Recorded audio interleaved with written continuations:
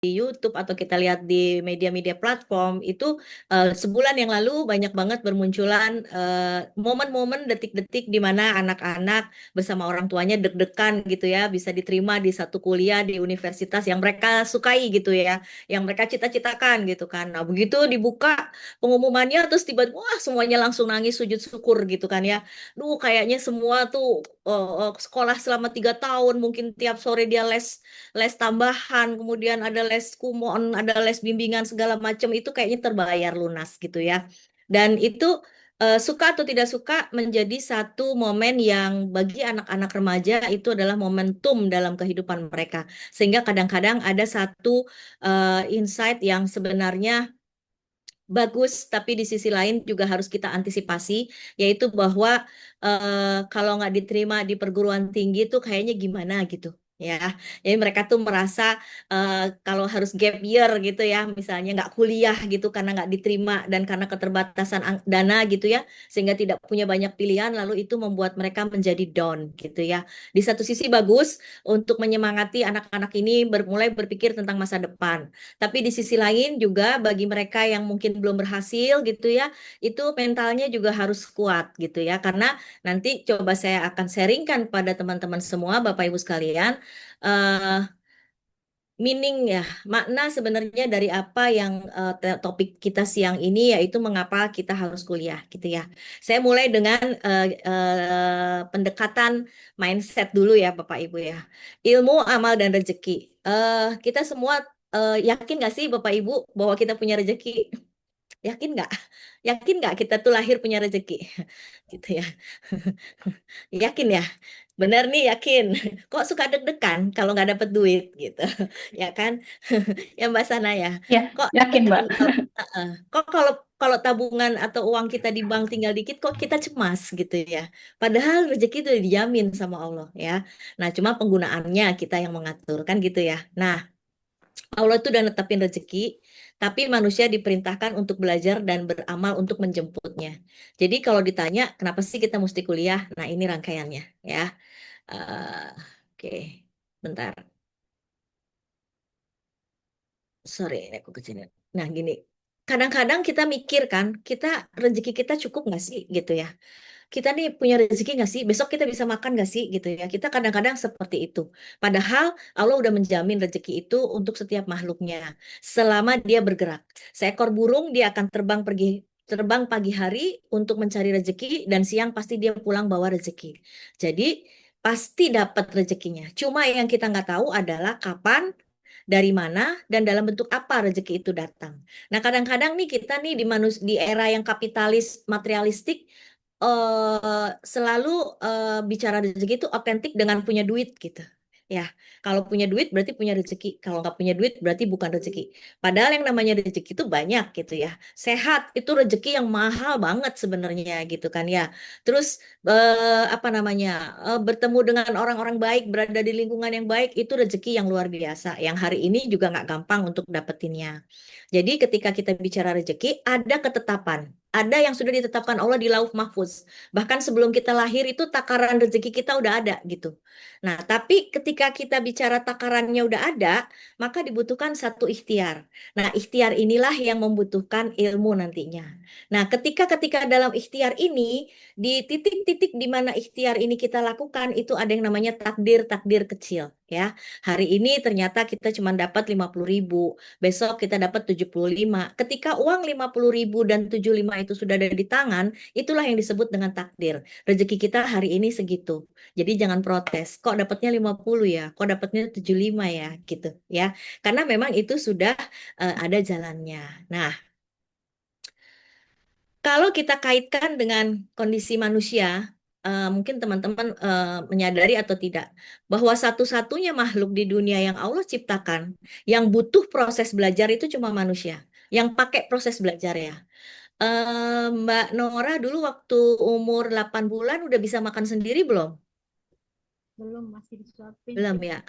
Umur setahun udah bisa makan sendiri belum? makan tapi sendoknya miring-miring tuh ke pipi-pipi gitu ya. Terus di meja berantakan semua ya. Iya, iya. Bahkan ketika kita Iya. makan saja, kita pakai proses belajar. Bahkan ketika kita melangkahkan kaki saja dari umur 2 tahun itu kita belajar, jalan aja belajar gitu. Hanya manusia satu-satunya yang proses tumbuh kembangnya melalui belajar. Loh, kalau binatang gimana? Enggak. Gajah tuh segede gitu lahir langsung 4 kaki berdiri dia. Ya, Mbak Nora mau nggak ngajarin gajah jalan, tetah gitu, netah gajah gitu mau? Nah, pasti nggak mau ya. Nah, kemudian kalau ular itu jalannya ya udah begitu, apa ngesot ya, apa sih melata ya. Nah, Pak Toto mau nggak ngajarin ular berjalan? Berani nggak Pak Toto ngajarin ular berjalan, Pak Toto? Ayo jalan, ular sini sama saya ajarin gitu Pak Toto. Nah, takut ya Pak Toto, boro-boro kita ngajarin jalan ular. Ketemu ular aja kita lari gitu ya. Nah, jadi satu-satunya makhluk yang Allah ciptakan yang diberi perangkat untuk belajar itu manusia. Kenapa? Ya karena dia dikasih akal sama Allah, dikasih otak. Semua hewan punya otak, tapi belum tentu punya akal. Maka hanya satu-satunya manusia yang otaknya diberi akal oleh Allah. Nah, jadi waktu kita di awal gitu ya, kita membuka diri untuk ilmu, meski sangat sedikit. Ilmu kita tuh sedikit, di awal itu sedikit. Makanya kenapa anak kecil tuh selalu banyak bertanya. Dan itu adalah awal dari kita berpikir filosofis sebenarnya ya. Jadi anak kecil itu murni otaknya, tapi dia berpikirnya sangat filosofis. Contoh selalu dia bertanya gini, Mama, bulan itu apa? Mama itu apa? Ini apa? Kenapa begini? Kenapa begitu? Nah, pertanyaan-pertanyaan 5W1H itu bukan pertanyaan yang sepele, tapi pertanyaan yang Allah siapkan di otaknya manusia secara built-in untuk dia bisa mencari ilmu. Karena kalau manusia nggak punya kemampuan 5W1H, dia nggak akan dapat ilmu. Dia nggak akan bertanya. Contoh misalnya, saya sama Mbak Nora itu cara bikin buku gimana ya di sana? Saya nanya. Kalau saya nggak punya kemampuan nanya, maka saya nggak akan bisa berhubungan dengan Mbak Nora, nggak bisa berhubungan dengan Mbak Shana. Kita punya alat untuk bisa mengembangkan akal kita itu melalui banyak pertanyaan. Nah, gitu ya. Nah, awal belajar kita banyak tanya karena memang ilmu kita masih sedikit. Lalu setelah itu tahapan berikutnya kita bukan tahapan ya. Berbarengan pun bisa maksudnya. Artinya poin-poinnya. Menghafal. Kita menampung sebanyak mungkin ilmu dan informasi. Biasanya anak kecil itu menghafal. Jadi misalnya saya nggak tahu nih ada yang sudah punya anak kecil misalnya 2 3 tahun gitu. Kalau misalnya Bapak Ibu sering bawa dia ke Kentucky misalnya atau ke McD misalnya, dia itu melihat gambar dan warna. Jadi nanti satu saat ketika atau Indomaret misalnya, jadi satu saat nanti kalau jalan dia udah tahu tuh itu Indomaret meskipun dia belum bisa baca. Dia udah tahu mama mau itu apa McD. Dia udah tahu itu. Tapi dia nggak bisa baca itu McD nggak bisa. Cuma dia bisa mengenali warna dan dia hafal. Hafal dengan perekaman yang sifatnya indrawi. Jadi dia bisa lihat warna, dia lihat gambar, dia ingat suara, dia ingat penciuman. Jadi lewat lewat indrawi semua. Nah, itu anak-anak makanya kenapa cepat ketika dia menghafal. Nah, kemudian ketika sudah menghafal, memahami ya, ilmu mulai tersusun, makna mulai terbuka. Jadi ilmunya tuh mulai terstruktur. Oh, ini kalau ini tuh begini, kalau ini tuh begitu, kalau ini begini gitu ya. Memilah. Nah, ini sejalan dengan nalar dan kemampuan kognitifnya anak. Makanya kenapa anak-anak balita tidak boleh dipaksa Charlestung atau baca tulis atau berhitung. Belum waktunya. Karena secara neuroscience, sel-selnya tuh belum nyambung gitu. Jadi dia belum akan bisa memahami sesuatu. Dia baru bisa melihat berdasarkan indrawi aja gitu ya. Nah setelah itu di level berikutnya menguji. Ilmu diuji dalam kehidupan, kadang berhasil, kadang gagal.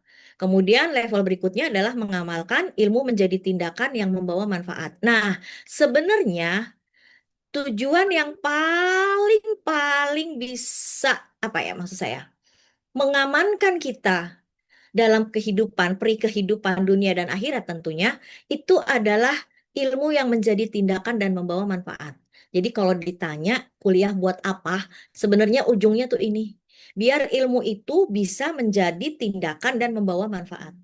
Jadi kalau ilmu cuma ditumpuk doang, kayak di sini di nomor 3 nih, di nomor 3 ya, atau di nomor 2 hanya ditampung aja, hanya dikumpulin aja, tidak disintesa, tidak dianalisis, tidak disintesa, maka ilmu itu nggak akan jadi sesuatu.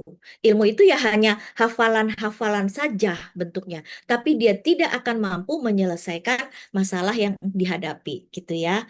Nah, kalau kita sudah mampu mengamalkan ilmu ini dengan kurun waktu dan kedewasaan dan kematangan kita, yang bisa kita dapatkan adalah hikmah. Ilmu melahirkan kebijaksanaan, menuntun diri dan orang lain. Jadi artinya ilmu itu sudah bisa mm, membuat orang menjadi wise, menjadi bijak, menjadi wisdom, menjadi adil, menjadi apa ya? Kadang-kadang dia sudah memahami sebelum kita ngomong gitu ya. Jadi kalau kita mau orang tua gitu ya biasanya ya, kita baru duduk nih di sebelah orang tua, ayah ibu kita udah ngomong, onopo, kan udah gitu ya, pasti ada masalah gitu ya.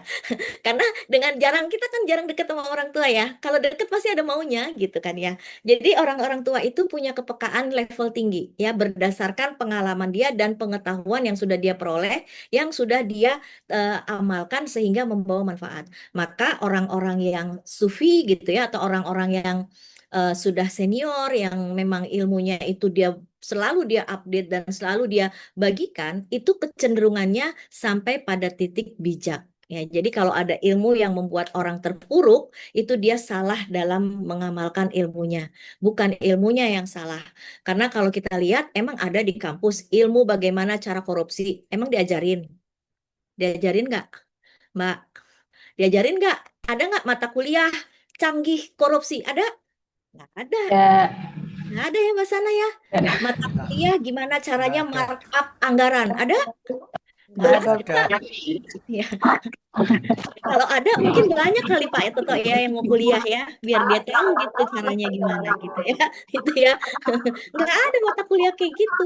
Ada nggak mata kuliah apa sih namanya tuh hijack hijack apa namanya kalau di IT itu eh, malware apa bikin virus di komputer. Ada nggak ilmunya? Nggak ada, ilmu itu nggak ada. Dalam artian mata kuliah gitu nggak ada. Tapi manusia kemudian dilengkapi dengan akal, dia jadi kreatif. Kreatif itu bisa positif, bisa negatif. Nah, itu kan berarti berpulang kembali kepada si orang yang punya ilmu itu, gitu ya. Nah, jadi kalau kita bicara tentang kenapa sih mesti kuliah? Nah, sebenarnya esensi kuliah itu kan kita belajar di satu tempat, satu kondisi dengan seorang penutur atau dengan seorang pendidik gitu ya, termasuk di sekolah. Sebenarnya yang diperintahkan itu kan belajarnya itu ya. Cuma kalau belajar sendiri, otodidak, tidak semua anak, tidak semua orang punya kemampuan itu. Maka kemudian muncullah sekolah dan kuliah itu.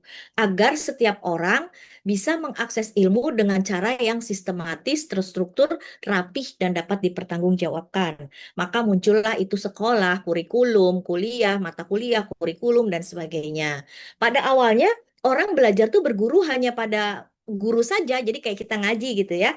Pergi ke guru ngaji gitu ya Mbak Noraya. Bu Siti Nurbaya, yang ngajinya mau Bu Siti Nurbaya gitu ya. Terus kalau kita pengen belajar sejarah Islam, pengajinya ke siapa gitu ya. Kita yang mendatangi guru-guru. Nah, itu kan juga secara personal bisa kemudian dia akan menurunkan ilmunya dengan pengalaman yang dia miliki dan pengetahuan yang dia miliki. Nah, tapi kalau jumlah yang mau belajar udah banyak, kan waktunya nggak bisa begitu private satu-satu. Maka muncullah sekolah yang kelasnya massal, kelasnya lebih banyak dari 30 sampai 40 murid dan seterusnya gitu ya. Nah, jadi yang kita butuhkan dari kuliah itu bukan kita duduk manisnya dan mendengarkan si dosennya itu berbicara atau menyampaikan materi, bukan. Yang yang pentingnya tuh adalah kitanya mau dapat pembelajaran nggak gitu. Ya. Eh, yang dipentingkan di dalam itu adalah proses belajarnya. Mau nggak kita menyimak? Mau nggak kita mendengarkan? Mau nggak kita berbicara? Maksudnya menanggapi apa yang disampaikan. Nah, itu sebenarnya poin penting belajarnya tuh di situ. Nah, dari situ ilmu akan menunjukkan jalan yang benar. Kenapa kok bisa begitu? Karena esensinya dalam perspektif Islam tentunya, ilmu itu sejatinya datang dari Allah. Karena sumber ilmu itu adalah Allah yang termaktub di dalam Al-Quran dan hadis. Ya, jadi ilmunya itu benar. Nah, itu tadi, kalau ada yang nggak benar, berarti manusianya yang pakai ilmunya yang salah, gitu ya. Atau dianya menggunakan ilmu itu untuk tujuan atau kegiatan yang keliru, gitu ya. Nah, sebenarnya ilmu itu kan punya tujuan, punya apa ya? Punya kekuatan. Apa kekuatan itu? Kekuatannya adalah memilih yang benar. Ilmu menjadi kompas agar tidak tersesat arah. Kenapa banyak yang terjebak di pinjol? Karena mereka nggak punya ilmu bagaimana cara mengelola uang. Dia tidak punya pengetahuan bagaimana ketika berhutang itu ternyata harus bayar. Dia nggak punya pengetahuan tentang itu. Dia hanya yang penting hari ini gue dapet duit karena butuh duit buat makan. Ah, itu pendek jalan pikirannya ya. Kemudian membedakan yang baik dan yang buruk. Nah, anak-anak semua kalau misalnya di sini saya nggak tahu di sini ada berapa berapa anak-anak muda ya. Kalau misalnya kalian masih muda gitu ya, membedakan yang baik dan buruk itu juga butuh ilmu. Ya, contoh misalnya, kamu mau nggak makan apel yang busuk? Mau nggak? Nggak mau kan? Kenapa? Buruk, Bu. Busuk, Bu. Nah, berarti kamu harus tahu dong apel ini busuk dan mana apel yang nggak busuk. Nah, kan kamu harus bisa punya ilmu tentang buah-buahan yang segar. Itu yang sederhana aja, ya kan? Contoh misalnya, anak kecil aja tahu kalau disuruh milih ada dua buah, satu kecil, satu gede. Dia akan milih yang gede gitu loh. Dia akan milih yang gede karena dia ini lebih gede, Bu. Aku mau yang gede. Nah, ayam. Ah, Mbak Titin, ada Mbak Titin di sini, ada Mbak Cindy. Ayam sukanya yang sayap apa yang dada? Nah, kan orang kan milihnya maunya yang gede, ya kan? Nah, itu baik buruk ya. Kemudian contoh misalnya, saya kebetulan kemarin sedang flu gitu ya. Saya terjebak juga nih untuk milih mau makan es teler apa enggak ya gitu. Padahal es teler itu halal ya. Tapi karena kondisi saya lagi demam, batuk, ya saya harus bisa ngerem. Nggak minum dulu tuh es teler. Padahal ya Allah ngilernya minta ampun. Karena buruk buat kesehatan saya. Kemudian ilmu itu menemukan peluang ya. Membuka mata terhadap kesempatan yang Allah sediakan. Nah, mahalnya ilmu tuh di sini Bapak dan Ibu. Ya, mungkin teman-teman yang biasa main di media sosial, karena saya juga biasa main di media sosial, itu ngelihat peluang-peluang tuh banyak banget beredaran itu di situ. Kalau mau cari cuan, bener ya, Mbak Sanas ya, Mbak Sana ya, Mbak Nora ya, bener nggak? Ya, mau jadi affiliate kayak, Ya, jadi mau mau Benar, jual benar. di link ID kayak gitu ya, peluangnya banyak banget. Tapi kalau nggak ada ilmunya, Mbak, kita nggak bisa lihat peluang itu, gitu. Ya, nah, kemudian memperbaiki kesalahan. Nah, ilmu itu membantu kita belajar, bertumbuh, dan menjadi lebih baik. Contoh misalnya, kita ngelola duit aja misalnya. Kita punya penghasilan sebulan segini. Kalau kita nggak pakai ilmu, kita boncos tuh. Ya nggak? Belum sampai gajian lagi, duit kita udah habis tuh. Ya kan? Nah, kalau kita ada ilmunya, ayo kita perbaiki. Kita mulai coba nih mengatur uang bagaimana dengan uang yang segini-gininya gitu ya. Kita atur supaya itu paling tidak sampai di gajian berikut tuh masih ada saldonya gitu. Gitu ya. Masih ada saldonya gitu deh ya. Dan syukur-syukur punya tabungan gitu loh ya. Nah, itu kan hal-hal yang kelihatannya sepele tapi itu butuh ilmu. Ya, masak juga butuh ilmu sebenarnya. Ya, nggak ada sesuatu di dunia ini yang dilakukan tanpa ilmu sebenarnya. Cuma seringkali kita tidak menyadari gitu ya. Jadi ilmu itu memperoleh pemahaman, kemudian petunjuk, dia sebagai petunjuk menentukan arah dan menentukan jalan yang benar sehingga bisa menuntun orang dalam kebaikan menuju kebaikan dan keberkahan ya. Nah, di sini ada sebenarnya ini merupakan perintah ya, bukan perintah, hadiah dari Allah. Kata Allah gitu, Allah akan meninggikan orang-orang yang beriman di antara kamu dan orang-orang yang diberi ilmu berapa derajat. Makanya tanpa sadar kita kan selalu mengagungkan mereka yang punya ilmunya dalam. Mereka yang punya ilmunya tinggi gitu ya. Ini bukan berarti kita menghamba pada sang pemilik ilmu, bukan pada orang yang punya ilmu bukan. Tapi kita sebenarnya secara fitrah seperti apa yang Allah katakan bahwa ketika kita akan salut gitu ya, akan hormat, takzim gitu ya pada mereka yang punya ilmu, apapun ilmunya. Jago masak, saya salut sama chef gitu ya. Saya salut sama orang yang canggih masaknya. Kenapa saya nggak bisa masak gitu kan ya? Ya kan? Saya salut sama mbak saya yang pinter mijit, namanya Mbak Mar. Saya salut Mbak, ya Allah Mbak, pijitannya enak banget. Saya nggak bisa mijit.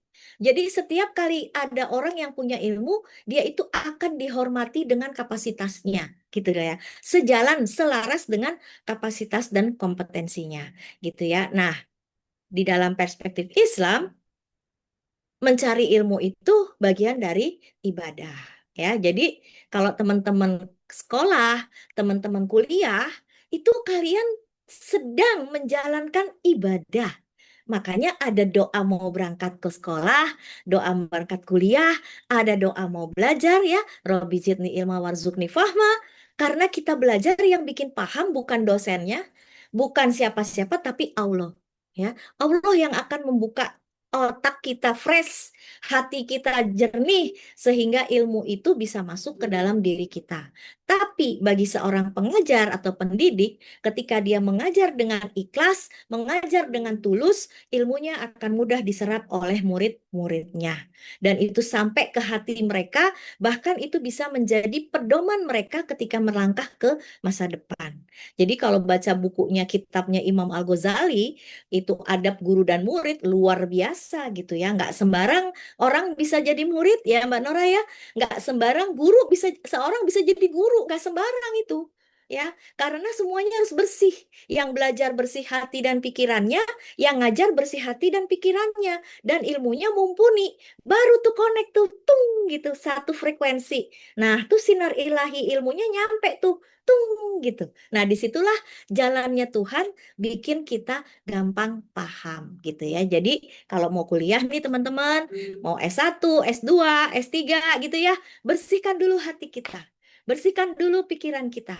Karena kalau hati kita masih butek gitu ya, pikiran kita masih ruwet, ilmunya gak susah masuknya gitu ya. Sebaliknya nih, kalau ada teman-teman rekan-rekan dosen di sini, nah, jangan lupa kita juga bersihkan hati kita, bersihkan pikiran kita, lalu tingkatkan kemampuan kita supaya ilmunya bisa mudah diserap sama anak-anak. Ya kan sekarang ya Allah anak-anak itu canggih-canggih. Apa yang nggak bisa mereka pelajari? AI di mana-mana ya, nggak tahu tinggal nanya. Tapi apakah semua anak bisa belajar pakai AI? Ternyata tidak gitu ya.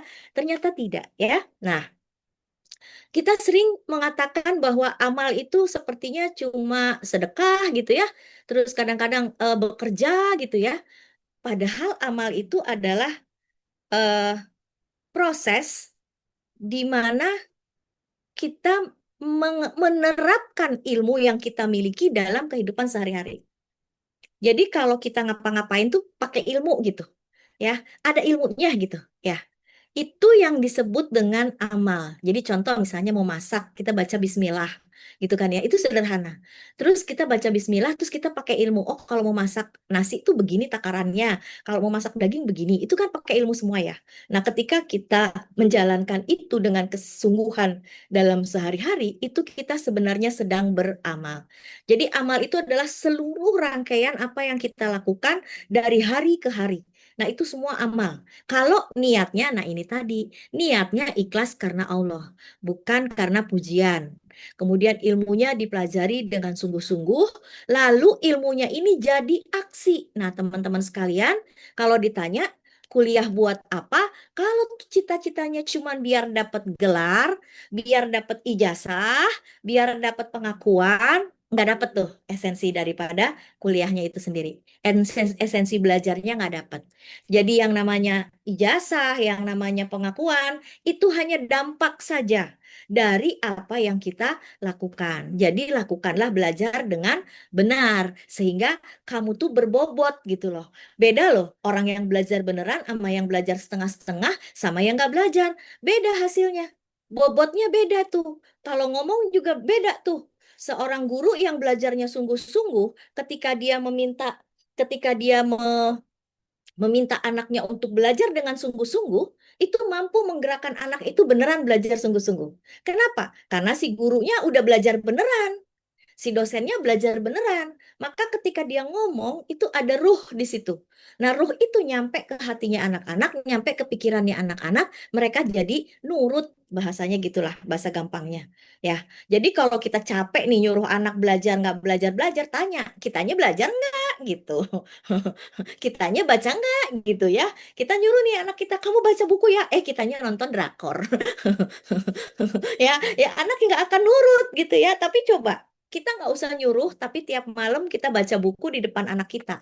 Otomatis anak akan baca buku. Otomatis anak akan meniru. Anak itu peniru yang ulung ya. Jadi ilmu ini setelah dipelajari, aksi mulai lakukan sekecil apapun kebaikan itu. Contoh sederhana, udah tahu nyampah nggak boleh, nemu sampah, pungut, buang tempat sampah, gitu ya. Itu hal-hal yang remeh-temeh, tapi itu adalah aksi, gitu ya. Kemudian istiqomah, lalu dilakukan secara terus-menerus meskipun tidak mudah.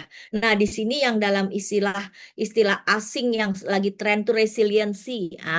Daya daya banting ya, daya tangguh gitu. Jadi kalau belajar nggak bisa itu nggak mundur, tapi gimana caranya mencari cara agar bisa gitu. Karena semakin kita menghindari yang tidak kita bisa, itu semakin tidak bisa. Ya, benar nggak Bu Nora? Ya, Bu Nora suka matematika nggak? Enggak, Bu. Ah, nggak, Enggak, Bu. Enggak. nggak suka.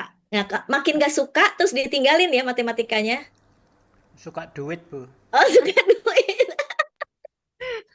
Makanya orang tuh kenapa duitnya banyak, Pak? Karena dia suka duit. Dia akan cari cara gimana caranya dapat duit. Bener nggak, Pak Toto? Bener kan? Nah, jadi kalau kita menghindari apa yang kita tidak bisa, itu kita semakin tidak bisa. Jadi kalau kita mau bisa, nah itu kita harus punya tuh mental untuk berani melawan ketidakmauan kita ini. Nah, itulah belajar beratnya di situ. Karena kalau belajar itu mudah, Bapak Ibu sekalian, teman-teman semua, tidaklah Nabi Muhammad itu akan mengeluarkan keringat sebesar biji-biji jagung ketika wahyu turun kepadanya. Wahyu itu kan belajar ya. Wahyu itu kan konsep yang Allah berikan kepada Nabi Muhammad, dititipkan itu kepada Nabi Muhammad. Cuma satu ayat, tapi kalau Nabi itu sedang menerima wahyu, itu dia akan berkeringat sebesar-besar biji jagung. Artinya apa? Kita, Bu Sahna, lagi ngapain, Bu? Kalau keringetan sampai segede biji jagung, Bu? Lagi lapar kayaknya. Olahraga juga. Olahraga. Ya, ya, lagi lapar atau lagi olahraga gitu ya. Tapi Nabi ketika dia menerima wahyu, dia berkeringat sampai sebesar biji jagung. Bahkan untanya ketika dia ada di jalan, wahyu turun. Biasanya kalau wahyu turun itu awan akan menutupi Nabi sehingga menjadi teduh, lalu Nabi tidak kepanasan, lalu wahyu turun, itu untanya sampai deprok, apa deprok, duduk sampai duduk saking beratnya itu wahyu. Ya, jadi kalau dibilang belajar itu gampang, tidak. Ya, sekali lagi tidak. Karena kalau gampang semua orang pasti akan bisa dan pasti akan lolos, pasti akan mudah, pasti akan mau. Kenyataannya kan tidak. Tidak semua orang mau sekolah, tidak semua orang sanggup sekolah, gitu ya. Nah, kemudian yang terakhir setelah istiqomah menjadi manfaat. Nah, banyak yang nanya gini nih, Bapak Ibu, Pak Toto, Bu Nora, Sana, Mbak Cindy, Mbak Titin. Ngapain sih udah tua-tua ngambil S2 gitu ya? Ngapain sih udah umur segini ngambil S3 gitu ya? Gitu ya? Gitu ya? Gitu. Kadang saya, kalau saya berdasarkan pengalaman saya waktu itu ngambil S2 itu umur berapa ya? 38 ya. Umur 38. Umur 38 saya ngambil S2 sudah punya anak tiga. Kalau ditanya ngapain udah punya anak tiga, sekolah lagi gitu kalau ditanya. Yang saya pikirkan adalah saya akan hidup di masa depan. 5 tahun dari situ. Nah, ketika ilmu saya tidak saya update, maka saya akan ketinggalan dengan anak-anak yang baru. Gitu kan ya Mbak Nora ya? Logikanya ya, bener nggak? Saya akan bersaing dengan anak-anak gadis yang belum punya anak tiga. Loh, saya mau ditaruh di mana jadinya? Gitu kan? Ya, 5 tahun kemudian. Nah, setelah 5 tahun selesai, saya kemudian ngambil S3 di usia 43. Ditanya kan, mau buat apa? Gitu. Saya berpikir, saya akan mendampingi mahasiswa saya, karena waktu itu saya udah jadi dosen, ini lepas dari waktu itu belum ada aturan dosen tuh harus S3 ya, Mbak. Ini saya hari ini saya 61 tahun soalnya. Jadi udah nggak muda lagi, Mbak. Ya, 61 tahun gitu ya. Jadi waktu saya ngambil S3 itu umur 43, saya hanya berpikir, Kalau 43 ini saya cuman S2, karena saya ngajar, apakah ilmu saya bisa saya bagikan 5 tahun lagi ke depan gitu? Saya mikirnya gitu, Mbak. Jadi ilmu itu memperpanjang masa produktivitas kita.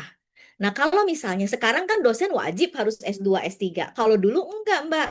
Dulu enggak ada kewajiban dosen tuh harus S1, S2, S3. Enggak ada gitu. Ya, tapi saya tetap aja berpikirnya bahwa, nah ini loh maksud saya, kita tuh kadang nggak tahu kuliah itu pertama bermanfaat bagi diri sendiri. Jelas, itu mengembangkan wawasan dan sebagainya. Yang kedua bisa bermanfaat buat orang lain. Dan yang terakhir buat lingkungan. Jadi kadang-kadang ilmu itu tidak hari ini terasa manfaatnya. Tapi bisa 5 tahun lagi baru terasa manfaatnya. Kadang bahkan mungkin teman-teman pernah yang ngerasain. Saya ngerasain banget. Waktu saya kuliah S2, udah lulus, saya tuh masih ngerasa blow on. Nggak ngerti tuh apa yang saya pelajari ketika saya kuliah. Nggak paham, Mbak Nora, bener nggak?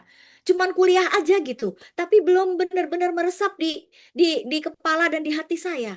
Baru setelah saya praktekkan ilmu itu 3 tahun kemudian, saya baru engeh, oh ternyata ilmu itu maksudnya begini hari ini, gitu loh.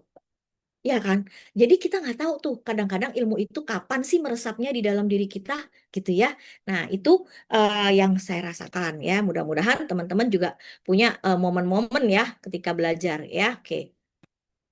Terus saya berapa menit ya Mbak ya? Terus eh berapa menit Boleh, Mbak? sejam boleh, Waktunya Bu. Bu Oh Ami. boleh, boleh, boleh, boleh. Jadi saya nggak mesti buru-buru ya. Takutnya saya kelamaan. Lanjut, Oke, tuh. lanjut. Semangat Iya, ini terima mendengar. terima kasih Iya, banyak Pak Toto. Ya, terima kasih ini yang Pak lain. Guru, Ya. Bu gurunya pinter sekali ini, jadi yang panjang aja Bu. Mas Ato bisa aja. Ini gara-gara Mbak Nora sama Mbak Sahna ini Pak. Ada. Saya Saya tidur dibikin, jadi bangun ini. Semangat. Jadi saya semangat dibikin, ya, Pak. saya dibikin pinter sama Mbak Nora Pak. Ya. Jadi eh, kadang kita suka nanya, pengen punya rezeki gitu ya. Pengen nih punya rezeki. Tapi rezeki itu datangnya dari mana sih sebenarnya? Kan tadi di Lauh Mahfuz rezeki udah disiapin sama Allah. Nah, ternyata buat dapetin rezeki itu ya harus dijemput namanya, menjemput, menjemput rezeki gitu ya. Nah, menjemput rezeki ini harus pakai ilmu. Maka kalau ditanya kuliah tuh buat apa? Buat dapet ilmu gimana caranya jemput rezeki gitu. Ya, buat dapet ilmu gimana caranya jemput rezeki gitu. Nah, cara jemputnya beda-beda kan tergantung ilmunya masing-masing. Ya nggak? Ada yang ngambilnya ilmu komunikasi, ada yang ngambilnya ilmu akuntansi, ada yang ngambil politik, ada yang terserah bebas. Ya, tapi ada ilmunya untuk ngambil rezeki itu gitu. Ya, ada yang belajar tata buku zaman dulu tata buku Pak Toto ya, ilmu apa belajar keuangan gitu ya, yang sederhana. Nah, dengan dia belajar tata buku kursus doang padahal, tapi dia bisa punya warung yang bisa menghidupi anak-anaknya sampai kuliah. Kan hebat itu. Benar nggak? Ada yang maaf ya bukan merendahkan, bukan apa. Tapi maksud saya penghasilannya rezekinya dari ilmu dia bikin bakmi ayam. Tapi bisa jadi bakmi GM. Kan nggak gampang tuh. Ya bener nggak? Mie ayam tok-tok ya Mbak Sana yang mie ayam 15.000 tuh. Ya kalau ditekunin dan ada ilmunya bisa berubah jadi bakmi GM itu. Ya kan? Iya berubah. Dia jadi bisnis yang besar. Kenapa? Ada ilmunya gitu. Nah disitulah guna ilmu dalam tanda kutip. Guna kita kuliah. Guna kita belajar. Jadi sebenarnya kalau saya lebih lebih mengunderline tuh kenapa sih kita mesti belajar gitu ya. Ya karena kalau nggak belajar meskipun kuliah tapi nggak belajar ya sarwa keneh gitu ya sama aja gitu ya kosong nggak ada isinya gitu ya. Nah gitu. Nah terus nih rezeki sering datang melalui amal. Amal itu perbuatan-perbuatan ya. Allah itu menghadirkannya melalui apa usaha. Ada kerja keras yang didasari ilmu tadi ya. Nah, sekarang ditambah sebenarnya kerja cerdas. Ya, kalau dulu bikin apa tuh namanya? Bikin spanduk susah ya, Mbak. Mbak Sana, Mbak Nora bikin spanduk susah ya. Sekarang cuma tinggal kasih Ya, ke Pak. chat GPT jadi dalam hitungan 5 menit. Ya nggak? Iya kan? Langsung Gampang jadi. banget. Langsung jadi ya. Saya kemarin juga ngasih ke Mbak Nora tuh pakai AI itu Mbak ya. Jadi gampang banget sekarang ya. Jadi kerja kerja cerdas, kerja cepat, kerja keras. Kemudian Allah itu menghadirkan melalui kejujuran. Menjadi sebab rezeki yang sedikit berkah karena jujur. kemudian menjadi menghadirkan hubungan baik ya, menjadi jalan rezeki yang nggak disangka. Jadi kalau kita baik sama orang, kita tidak punya pikiran negatif sama orang, tulus gitu ya. Nah, itu biasanya rezekinya juga mulus ya. Jadilah orang yang tulus agar rezekinya mulus gitu ya. Nah, terus pelayanan, memberi manfaat pada orang lain. Jadi sebaik-baiknya manusia adalah yang memberikan manfaat, tapi jangan dibalik. Jangan memanfaatkan kebaikan orang. Itu dua hal yang berbeda. Nah, ini yang masalah. Nah, gitu ya Pak ya. Ya, jadi sebaik-baik orang adalah yang bermanfaat. Itu betul. Tapi bagi pengguna, ya bagi pengguna kita gitu ya, jangan dibalik ya, memanfaatkan kebaikan orang jangan ya, nggak boleh dibalik posisinya ya. Kemudian kesempatan. Nah, ini Bapak Ibu ya. Ini dialog saya aja nih ya. Intinya gini Pak Toto dan Pak Jumadi ya. Kalau kita, saya kebetulan memang berprofesi sebagai dosen ya, pendidik ya. Eh, Suami saya dan saya dulu adalah profesional di kantor ya, di kantor. Suami saya udah 18 tahun kerja, dia ahli akuntansi, saya juga sekitar 10 tahun terjun di dunia humas gitu ya. Tapi saya senang mendalami keislaman gitu. Nah, ketika saya belajar lagi, eh eh, saya hanya berpikir gini sama suami. Waktu itu kita udah umur 40-an gitu ya, 40-an atau 9. Ya, ngomong-ngomong, kita masa depan punya pensiun nggak ya gitu. Kalau PNS kan ada pensiunnya ya Pak ya. Kalau swasta kan nggak ada pensiunnya ya Pak ya. Jadi kita kan harus mempersiapkan masa depan nih. Ketika kita sudah pensiun, kita gimana gitu ya. Nah, ketika saya menekuni dunia perdosenan, itu kan ternyata pensiunnya beda dengan profesional ya Pak. Kalau profesional itu umur 58 memang sudah pensiun, 58, 59 rata-rata pensiun. Tapi untuk profesi dosen itu 65 Pak. Ya, pensiunnya umur 65. Syaratnya ya dia harus S3 kan gitu ya. Nah, kalau profesor itu bisa sampai 70 kalau sehat ya. Artinya dengan pendidikan yang lengkap bahasanya gitu ya, yang sesuai gitu. Kita bisa memperpanjang masa produktivitas gitu ya. Jadi kalau saya suka bilang gini, kalau kamu sekolah gantengnya lebih lama dan cantiknya lebih lama gitu. Jadi awet muda gitu ya. Gitu ya. Nah, gitu ya. Nah, terus yang ketiga konsisten. Kelihatan kecil hari ini rezeki itu atau perbuatan itu, tapi besar di masa depan. Jadi apa yang kita lakukan kecil-kecil setiap hari, itu ternyata kalau diakumulasi menjadi rezeki yang besar di masa depan, gitu ya. Jadi semakin besar manfaat yang kita berikan, semakin luas pintu rezeki yang Allah buka, gitu ya. Kemudian bekerjalah, berbuat dan terus memberi manfaat. Allah melihat setiap kebaikan kalian, kan gitu ya. Nah, di situ akan datang rezeki kita, gitu ya. Nah, kemudian eh, ilmu adalah fondasi sekaligus alat untuk meraih rezeki. Jadi, balik lagi nih. Pertanyaan kita hari ini ngapain kita mesti kuliah? Kan gitu ya. Nah, di dalam kuliah itu kita terima ilmu. Nah, ilmu itu adalah fondasi sekaligus alat untuk meraih rezeki gitu ya. Jadi di sini nih, rezeki ini udah disiapin nih sama Allah di atas sini ya, rezekinya udah ada. Tapi kita kan nggak mungkin langsung ujuk-ujuk dapat rezeki begitu kan nggak mungkin ya.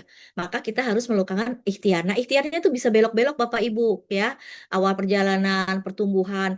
Pernah nggak Bu Ami ngalamin masa terpuruk? Pernah Bapak. Saya pernah jualan sembako di rumah gitu ya. Karena memang kondisinya lagi harus begitu, nggak bisa kemana-mana, punya anak tiga, tapi pengen punya rezeki. Saya buka warung Pak di rumah gitu ya.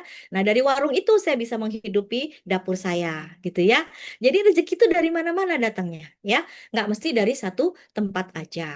Kemudian di sini ada ujian, disempurnakan, momentum perubahan, kemudian kenaikan berlanjutan. Ini seiring dengan waktu. Nah, disinilah kita butuh ikhtiar, yaitu usaha sungguh-sungguh di setiap fase apapun kondisinya.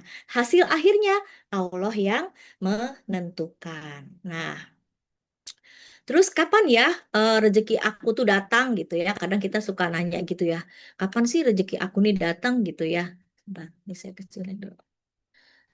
Nah, kadang-kadang gini, kita pengen rezeki kita datangnya sekarang.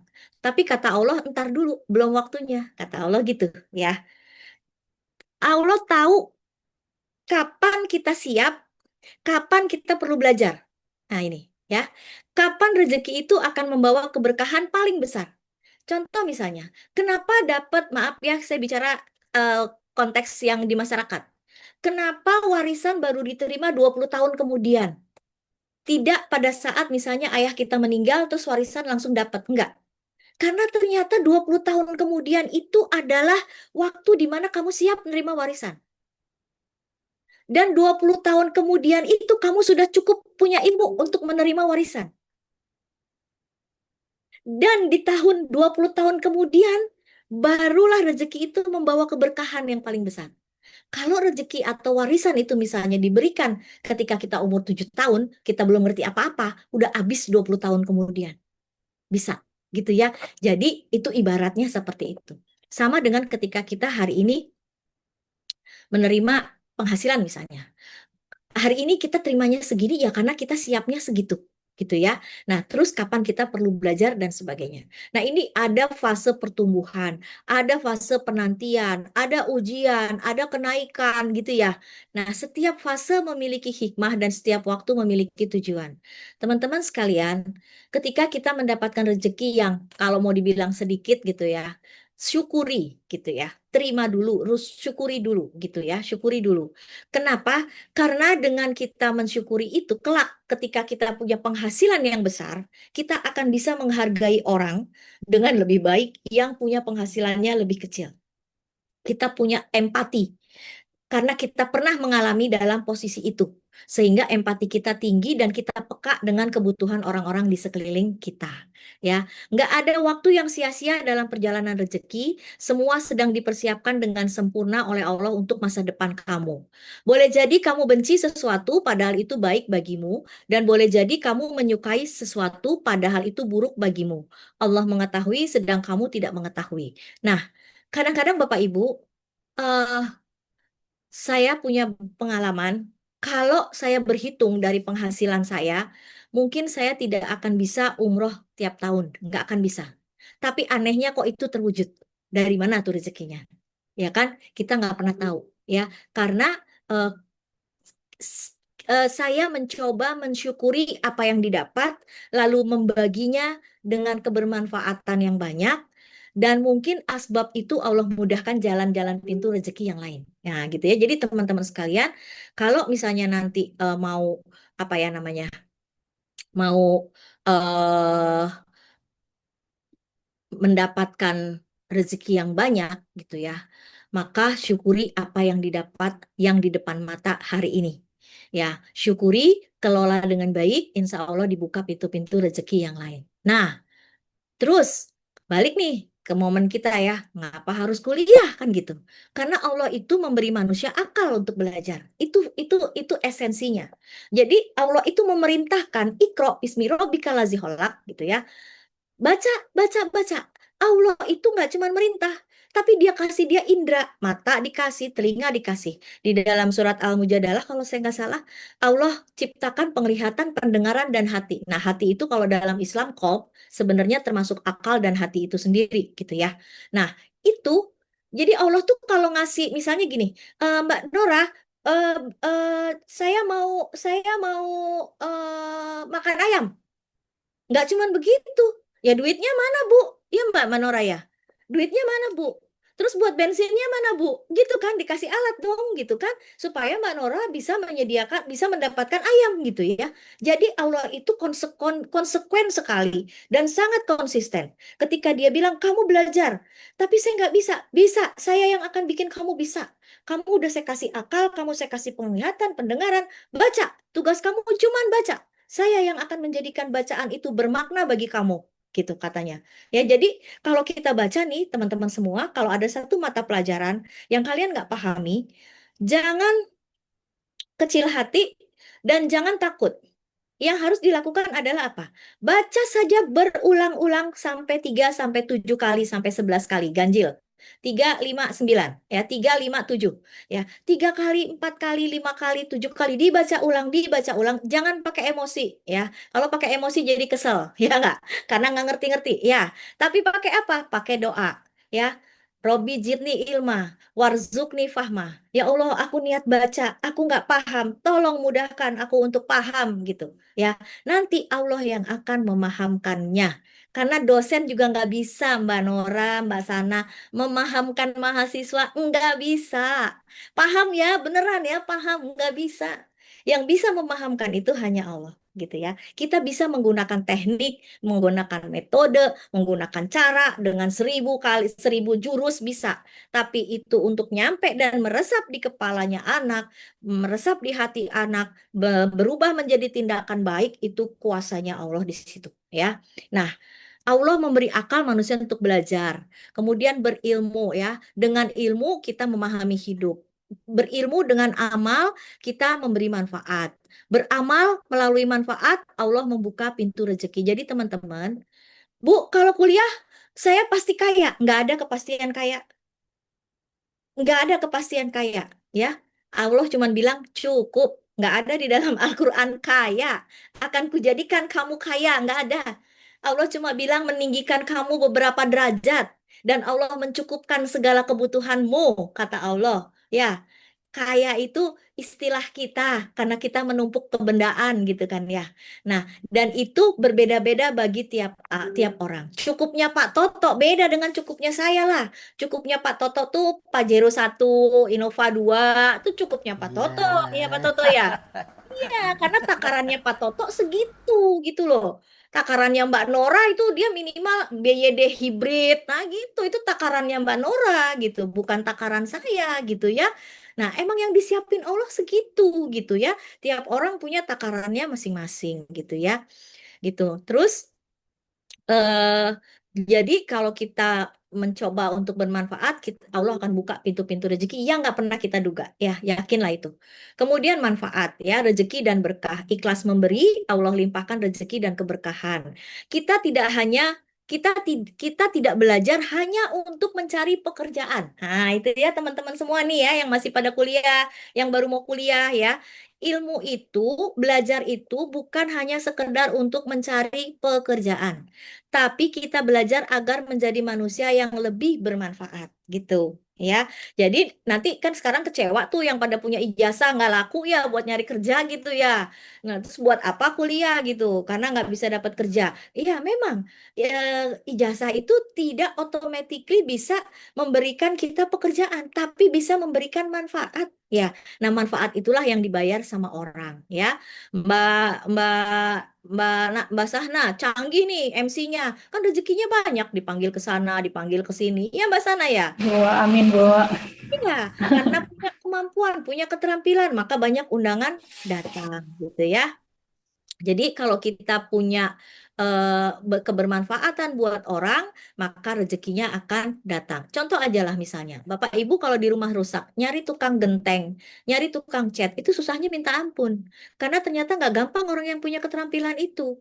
Nah, begitu ada tukang yang bagus, dia bisa benerin genteng, dia bisa benerin cat, ya dia akan dapat rezekinya, dibayar. Karena apa keahliannya, ya. Nah, ikhtiar adalah tugas kita, hasil adalah hak Allah. Ikhtiar, lakukan yang terbaik dengan sungguh-sungguh, gunakan ilmu, doa, dan semua kemampuan yang kita miliki. Kemudian tawakal, serahkan hasilnya dengan penuh keyakinan bahwa Allah tahu yang terbaik untuk kita. Berusahalah seolah semua bergantung padamu, bertawakal seolah semua bergantung padanya, kata Ibnu Taimiyah. Kemudian tenanglah selama kamu sudah berikhtiar. Percayalah Allah tidak pernah menyia-nyiakan usaha hambanya yang sungguh-sungguh. Berguru atau mencari ilmu adalah ikhtiar kita dalam bersyukur. Jadi kalau kita belajar, kita tuh sedang mensyukuri nikmat indera yang Allah ciptakan sempurna hari ini. Mata sempurna, telinga sempurna, ya, tangan sempurna, tubuh sempurna, luar biasa. Mereka yang tidak sempurna saja tetap berjalan mencari rezeki, tetap mencari ilmu, mosok kita yang sempurna enggak gitu loh.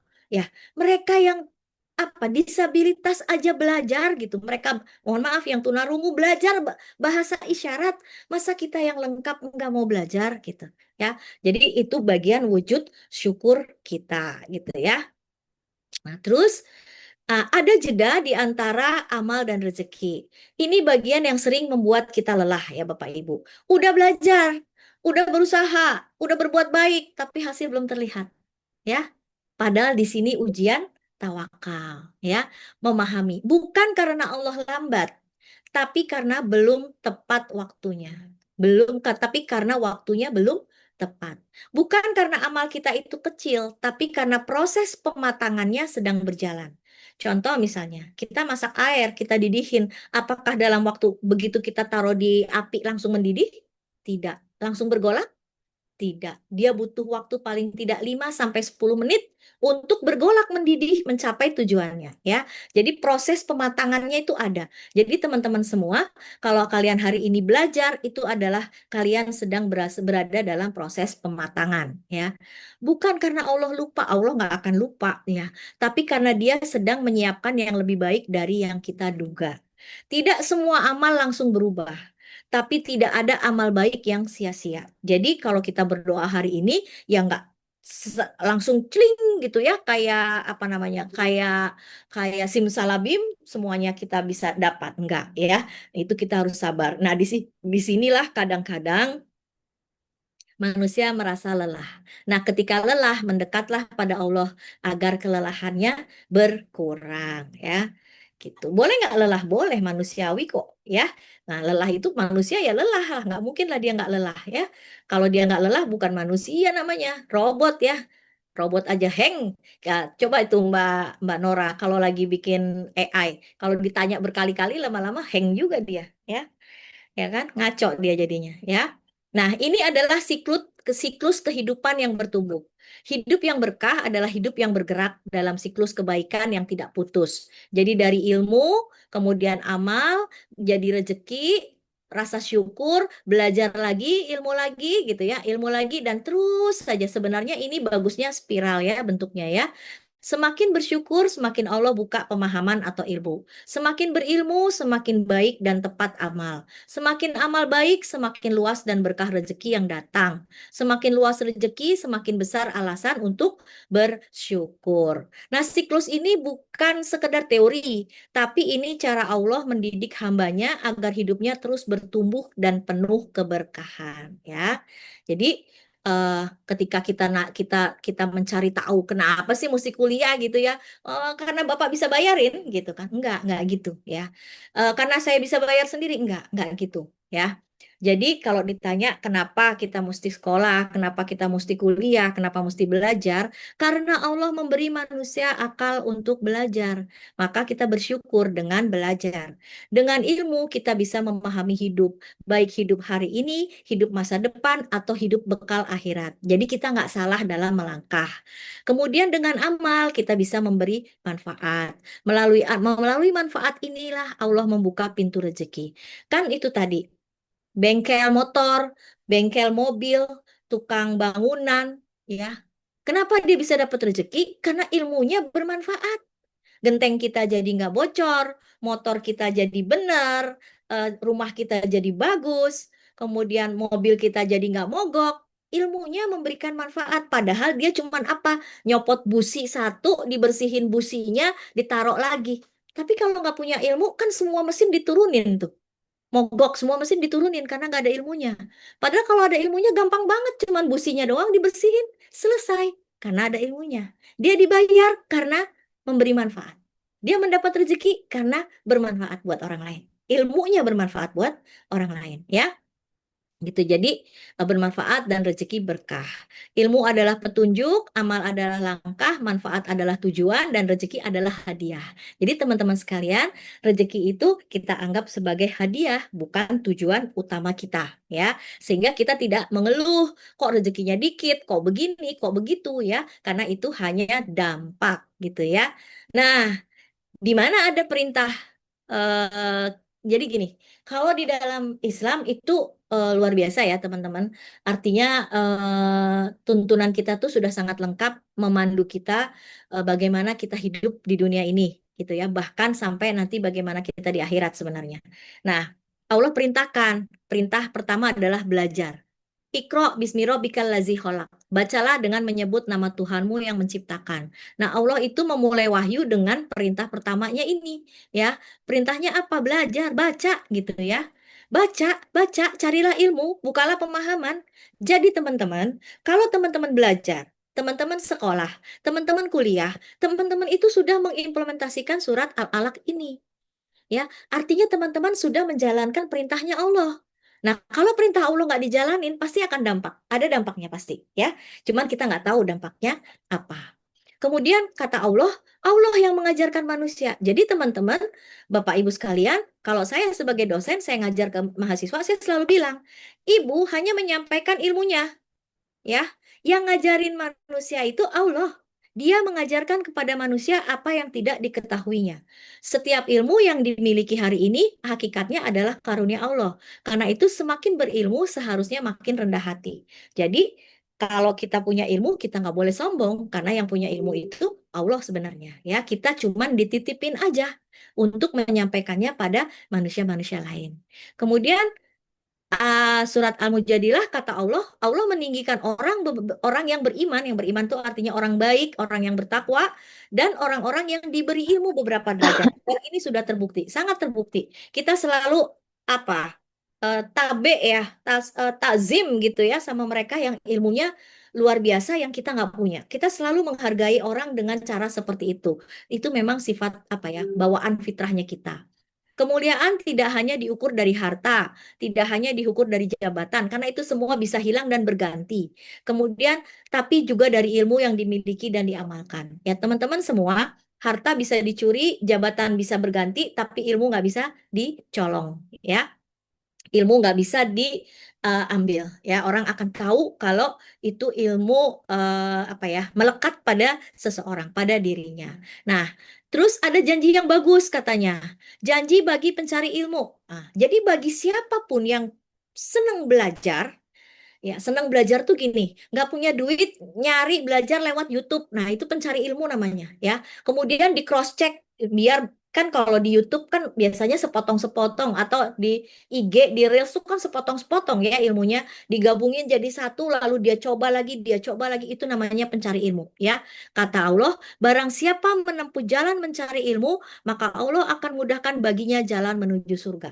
Jadi kalau teman-teman belajar hari ini terseok-seok dengan segala keterbatasan yang dimiliki, itu ada kalian sedang bikin cor-coran, fondasi cor-coran jalan menuju surga. Betapa luar biasanya.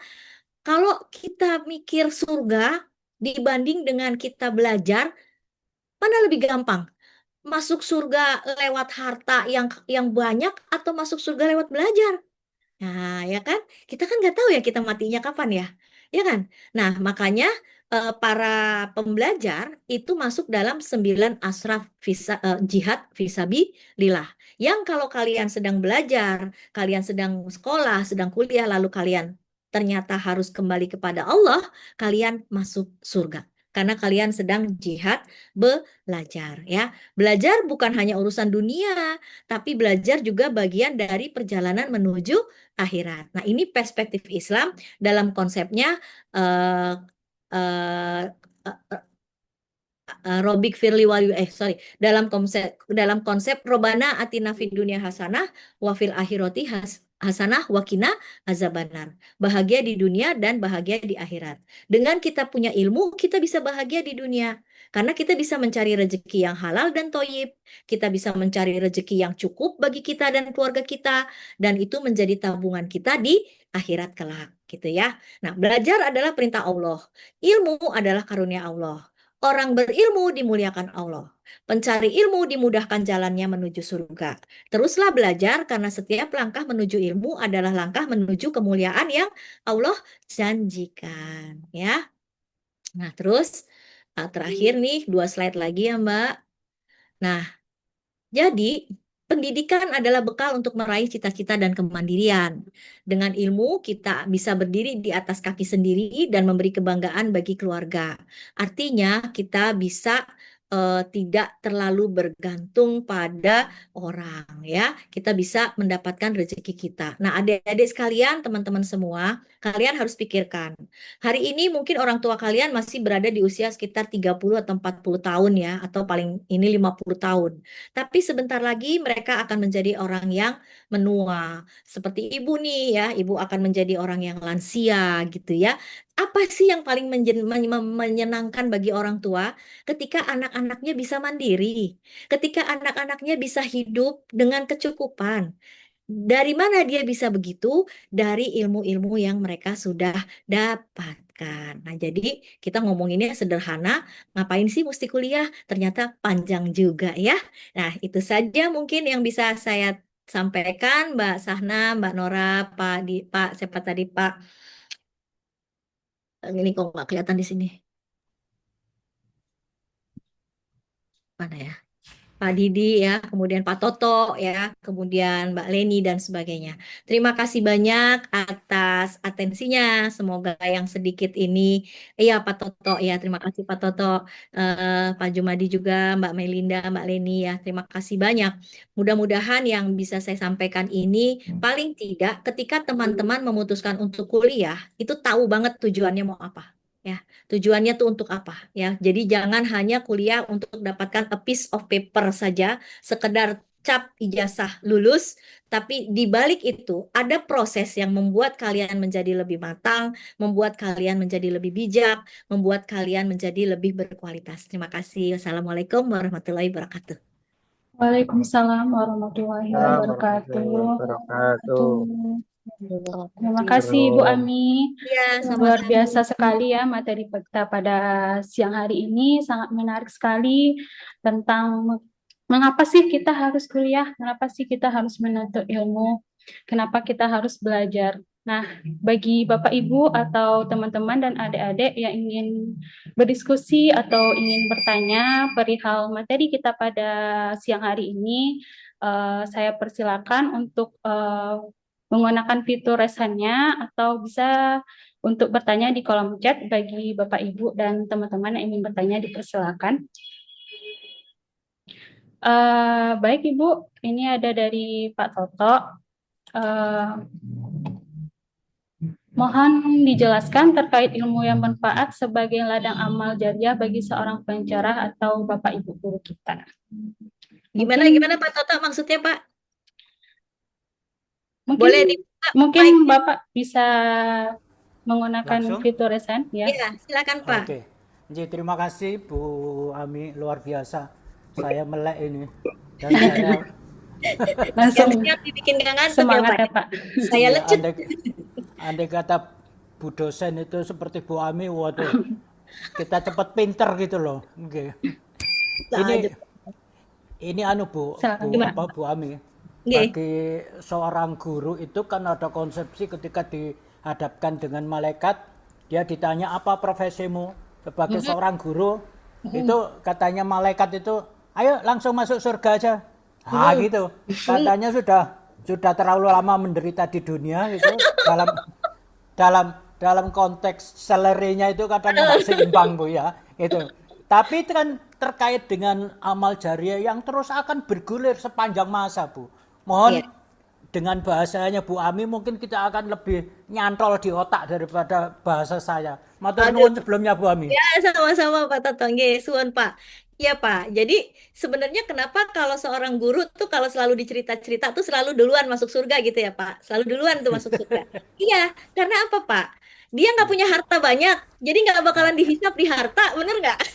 Benar. Hartanya udah nol waktu dia wafat hartanya udah nol ya Mbak Nora ya. Orang belum meninggal juga udah nol kadang-kadang. Ya kan Pak ya. Artinya kalau seorang guru itu ya memang kan gimana ya Pak? Apakah ada guru yang kaya gitu ya Pak? Atau dosen kaya? Ya ada Pak. 1, 2 ada. Ya kan 1, 2, 3, 10 ada. Tapi kan tidak semua ya seperti itu ya Pak ya. Nah kalau toh dia bisa mencapai pada tahap itu tentu dia tidak hanya dari satu pintu saja rezekinya. Pasti dari banyak pintu gitu ya Pak ya. Tidak hanya menekuni dunia perguruan dan dunia perdosenan saja. Dia punya bisnis kontrakan, dia punya bisnis buku gitu ya, atau dia rajin nulis buku sehingga dia punya royalti. Itu kan side income dari seorang yang berprofesi guru gitu ya atau dosen itu kan set income jadi pembicara gitu kan ya. Makanya sebenarnya para guru, para dosen itu set income-nya banyak Pak kalau mau ditelusuri.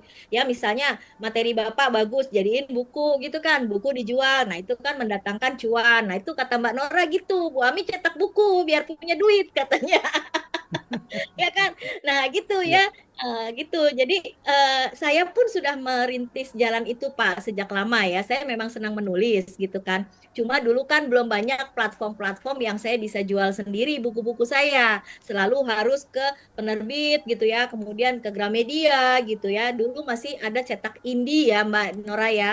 Tapi cetak indie pun cara jualannya masih tidak seperti sekarang bisa pakai link ID misalnya gitu ya.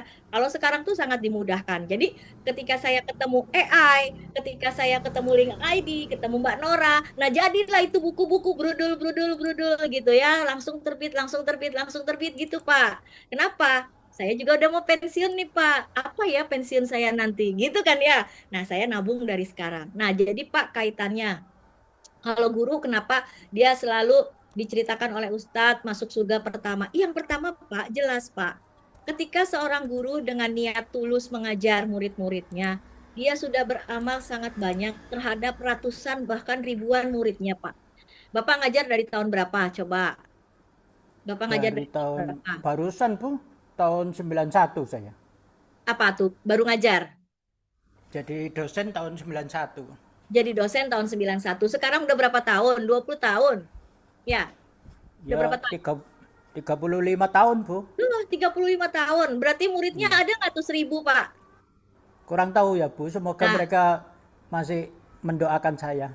pasti Pak. Jadi gini, didoakan atau tidak didoakan? Ketika kita mengamalkan ilmu kepada mendidik anak-anak itu 1.000 orang itu Pak, itulah yang akan menjadi amal Bapak. Kenapa Bapak bisa masuk surga nantinya? Gitu loh Amin, Pak. amin. Ya, Siap. kadang-kadang saya Pak, saya bersyukur banget waktu SMA itu saya ditemukan oleh 2 guru yang bicaranya begini ke saya. Oh, saya punya 3, dua guru, 1 dosen. Saya lupa ya. Yang pasti satu dia bilang begini Pak. Waktu itu saya masih belum bisa mengaji Bapak Ibu ya. SMA tuh. Artinya belum bagus lah ngajinya. Tapi saya pemimpin paduan suara Pak. Jadi suara saya bagus katanya gitu ya. Katanya gitu ya. Nah, paling tidak bisa nyanyi lah gitu Mbak. Nggak suak gitu. Kalau nyanyi nggak minus gitu ya. Tapi nggak semerdu Krisdayanti lah nggak ya. Nah, terus kata guru ngaji saya gini Pak Toto. Bu Ami, cobalah ngaji katanya. Suara Bu Ami pasti bagus kalau ngaji.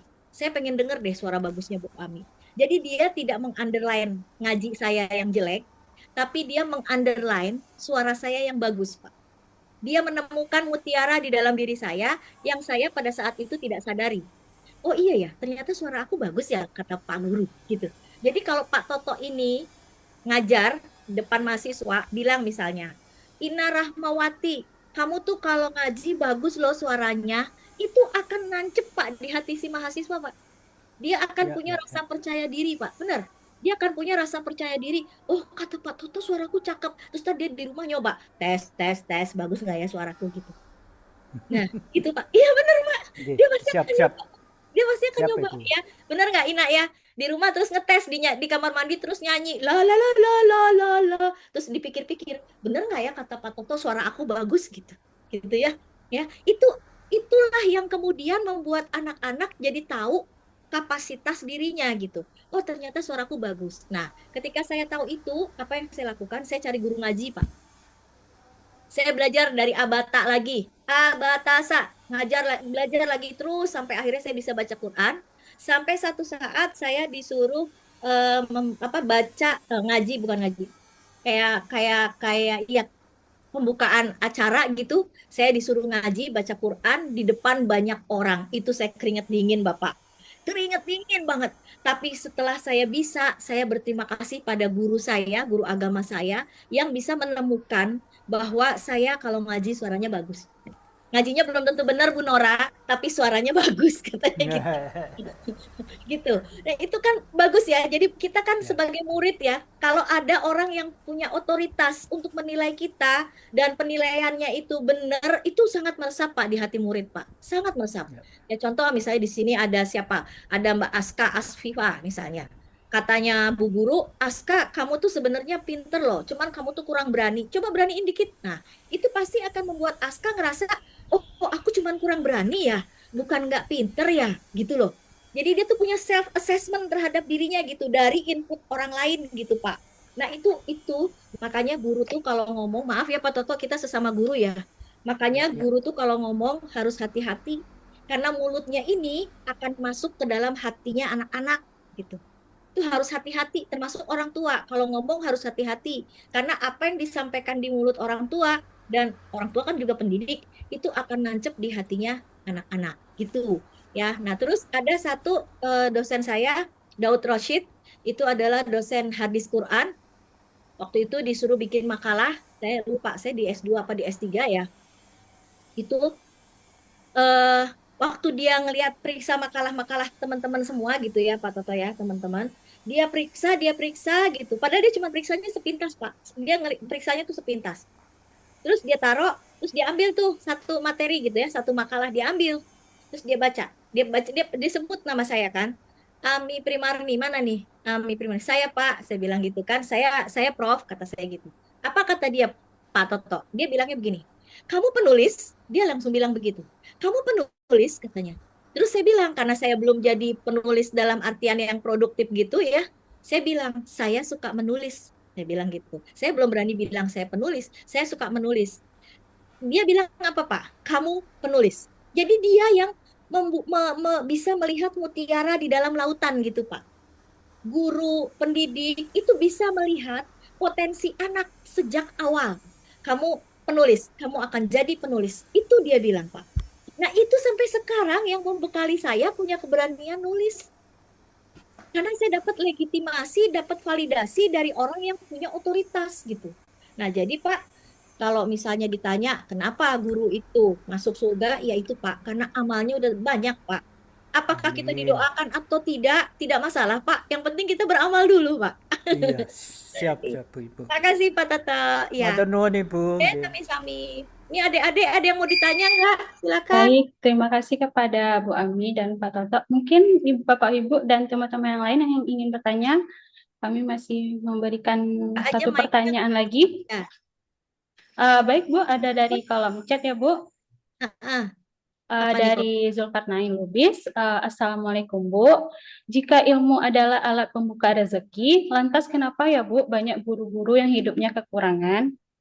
Ini dari Zulkarnain Lubis. Mungkin bisa dijawab ya Ibu Ami. Ya. Silakan. Ya, ini ada satu dulu nih Mbak yang di atas tadi ada satu apa ya? Itu udah dari Pak Toto. Oh udah ya? Iya udah. Oke, ini ada dari Pak Santoso dulu Pak, Bu, sebentar. Pak Santoso, saya 48 tahun sudah punya cucu, sekarang kuliah S2 katanya.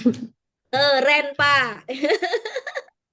Keren Pak ya, semangat ya Pak ya. Semangat Pak, karena itu kita jadi gini Bapak, Pak Santoso. Kalau kita di usia segini nih, di usia 48 punya cucu kuliah S2, apa sih manfaatnya buat kita? Yang satu, pertama adalah kita update ya, update dengan kondisi zaman. Jadi nanti Pak Santoso ngobrol sama cucu bisa lebih nyambung. Karena Bapak belajar ilmu yang kekinian, ilmu zaman sekarang.